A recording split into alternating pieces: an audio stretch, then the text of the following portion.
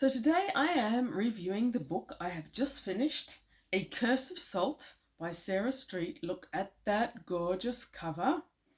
The cover is illustrations by Olga, oh my god, I can't, Skomorokova. Something like that. Tried to give it credit because it's a beautiful design. But the design does give you some hints, perhaps, as to what we're looking at.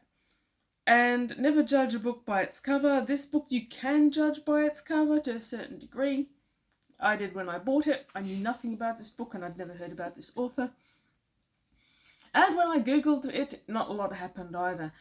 So, enjoying it thoroughly as I was, I went to describe it to a young lady that I know who likes reading young adult style novels, and one day we really need to talk about what young adult means, because I don't think it means what those two words mean, at least not anymore. But anyway, so leaving aside young adult as a catchphrase, the books she likes, Cassandra Clare, ACOTAR, that sort of thing, I was pretty sure she'd like this one. The way I described it to her was a cross between Beauty and the Beast and Pirates of the Caribbean. I will emphasize that the Beauty and the Beast I'm talking about is the animated version, which I thought was delightful, light-hearted fairy tale. And Pirates of the Caribbean, we're not looking at Captain Jack Sparrow so much, we're more looking at the cursed Black Pearl. Anyway, it's a marvellous little jewel of a novel. I thoroughly enjoyed it. The jewel in question would have to be a sapphire. So a sapphire that is blue like the ocean, which is in many ways the ocean and the marine theme are main character in this novel. It feels like it is more than a little bit a love story to the ocean or to the sea. And I think that's intentional. Also blue like an Australian sapphire, since the author, Sarah Street, is Australian from WA, and this delightful little book would appear to be her first. I hope it isn't her last, and I hope she doesn't get caught up in that vortex where a writer produces a beautiful first book that is a book from the heart, and then is forced to write the second one too slowly, too fast. I hope her next one, and I'm sure there will be a next one, is given the time to become everything it could be, because at the moment she's looking like being a marvellous author. However, being from Australia, she's probably not terribly well known. The publisher who brought out this book is an imprint of the Hachette, but it's the Hachette Children's Group, which puzzled me, because this is not a children's book. Yeah, YA, we'll talk about YA one day, but it's not a children's book. It's a love story, and there's a certain amount of dark themes. It's not grim dark, but there are dark themes in the romance and the curse. Anyway, so there are a lot of first book elements to it, but maybe not in the way that you'd think. The publishing this as a children's imprint is definitely a first novel feel, because sometimes it can be hard for an author, no matter how beautiful their book is, and this is a beautiful book, it can be hard for them to find a publisher that will take a chance on them. I'm very glad she did. It's not a children's book still. The other way in which it feels like a first novel is that the descriptions and the anthropomorphic personifications of the ocean are perfect. The story folds together seamlessly, and it's got lots of elements. And the admittedly small cast of characters are all distinct and well defined. It feels like a lot of love and time has gone into this novel. And again, that can often be a first novel feeling. Someone had a story that was the story of their heart. I'm sure many of us have invented our own stories and lived inside our own worlds in our head when we were otherwise occupied and couldn't read. It feels like one of those stories.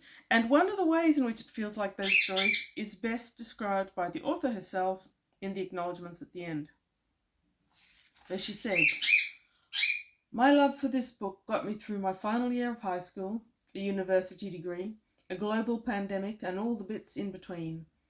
The girl I was 5 years ago probably wouldn't recognise me now, but I honestly don't know where or who I would be without these characters and without the people who helped me along the way. And then she goes into the acknowledgements.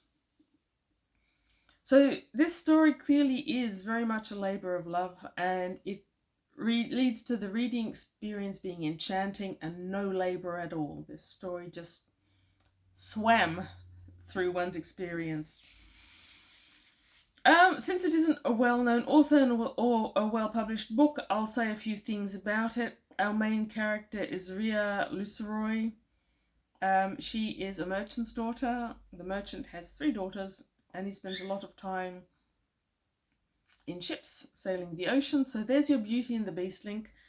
The ocean is a hazardous place to sail because of the Heartless King, who is a pirate and has a fleet of pirate ships, who ends up in many ships being lost, some coming back to shore completely ruined, and bodies washing up on the shore all the time. He is also called a monster. He's meant to have no heart, to have been ruling the waves for hundreds of years, etc., etc. Rhea's family are incredibly poor, and one day her father's ship barely makes it back after a number of the bodies of his sailors have washed up on shore. He makes it back in one piece, but he comes back saying that the Heartless Pirate King let him go with a horrifying demand, which was his life in return for one of his daughters, one specific one of his daughters. So Rhea has 2 sisters, and you only meet them briefly in the beginning, and they are a plot element, but again, very brief. She's got an much older sister, I think 4 years older, called Aberdeen, who had a different mother, and an older sister who's just 2 years older, whose name I have forgotten. Felicia? Something beginning with F. Rhea's actual name, by the way, is Aurelia, but she doesn't like it, so it's Rhea. It doesn't matter too much. The name isn't used extensively through the book. Oh, never mind. The slightly older sister beginning with F.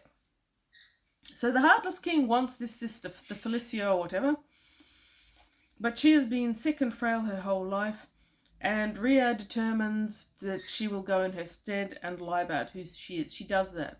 She sneaks down to the harbour. She gets aboard her father's almost ruined ship, heads out to sea, and is picked up by the ship of the Heartless King. This ship is called the Bloody Rose, the Crimson Rose, the Scarlet Rose. Again, rose-like element. It's horrible growing up and having no memory for something that happened to you only this very same day. Anyway, it's described as a beautiful ship. It's got crimson sails, and it's got roses all over the place. It's a magic ship, because the Heartless King is magic. It took me a long time to figure out that the roses that were being described weren't actually carved roses. At first I thought she was talking about carved roses, but eventually I figured out that these are actual roses growing over the mast, throughout the chambers. Anywhere where there's woodwork seems to have the option of being red scarlet roses, crimson roses growing. Again, Beauty and the Beast tie through. Crossover. Once Rhea's on this ship, face to face with the Heartless King, she's terrified, etc., etc. But she slowly discovers that there's a lot about her family that she never knew. Secrets are being revealed, but really slowly. The Heartless King agrees to answer her questions, one question to be answered for every time she has dinner with him. She finds friends and enemies who become friends or who become allies on the ship. And most of this story does take place on the ship. A main character throughout is the ocean, as she discovers more about the history of the Pirate King. It's more and more tied to the ocean and to an ocean goddess. called Nereida, strangely enough. I mean, that seems like a strange name for an ocean goddess. But there's so much more to the ocean than just a goddess. There's actual moods and characters, and there's a huge serpent that emerges from the depths to attack the ship, which breathes fire. Never heard of an ocean serpent breathing fire before, so that was exciting. Anyway, magic ship. If you like Pirates of the Caribbean, I think you will like this. If you like this genre, you should love this. The writing in this is spectacularly better than many young adult magic realism, fantasy with a bit of romance in there. Far better than many, many books out there that are receiving huge acclaim. It's niche, and within its niche, I think it completely rocks and completely rules. And if you like that particular type of novel, you should absolutely seek out and read this book. It's recent too. I think it was just published this year. Let's check. Yes, text copyright, Sarah Street, 2023. I was very lucky to get my hands on a new copy of this, and you should do that too. If you have liked any of the young adult type books, if you like the Cassandra Clares, if you've liked the ACOTAR, well, maybe this writing is a bit too good for you, but sorry, I'll stop there. Anything of the young adult genre that you have liked, if you've liked Beauty and the Beast, mythic retellings type, you will also like this, because the author has truly captured that underlying mythic fairy tale element that makes Beauty and the Beast such an exceptional story that has lasted the test of time. Yes, I'll stop raving about it. Tell me what you like about it if you read it. I don't believe you can possibly have not liked it if you read it, but tell me that as well. YouTube keeps telling me that I need to tell you to like, comment, and subscribe. Sure, if you want to. On to the next book.